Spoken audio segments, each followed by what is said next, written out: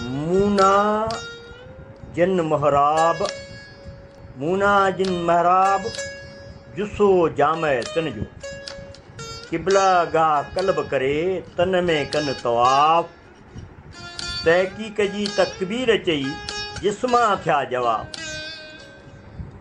तिन कहिड़ो ॾो सवाब जिन हींअरे हादी हल थियो।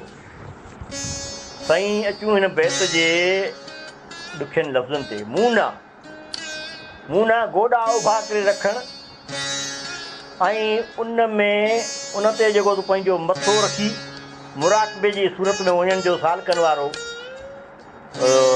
असलू।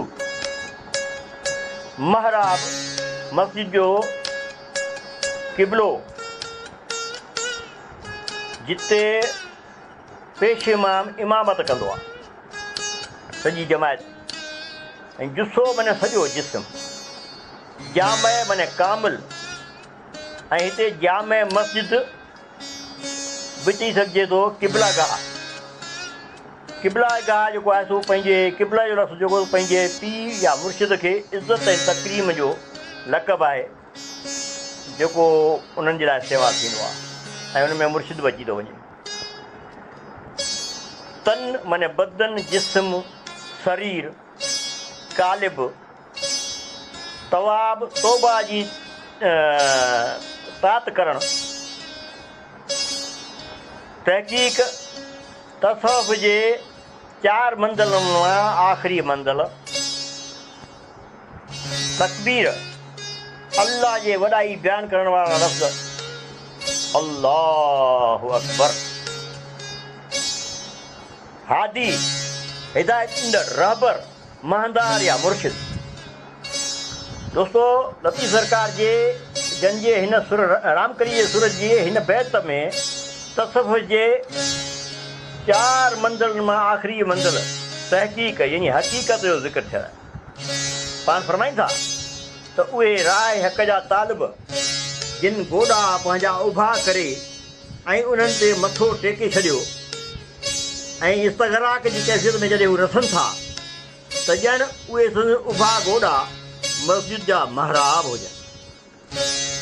सॼो ई संदन जिस्म जाम मस्जिद बणिजी थो वञे ऐं दिलि क़िबलो थो बणिजी वञे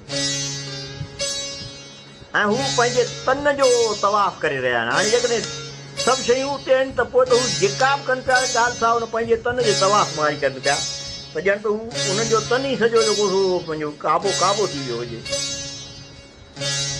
हाणे हू सूफ़ियत जे 4हीं मंज़िल यानी तहक़ीक़त ते पहुता आहिनि ऐं हिननि उते पंहिंजी अना ऐं आऊंपणे खे पाण खां कटे फिटो करे छॾियो।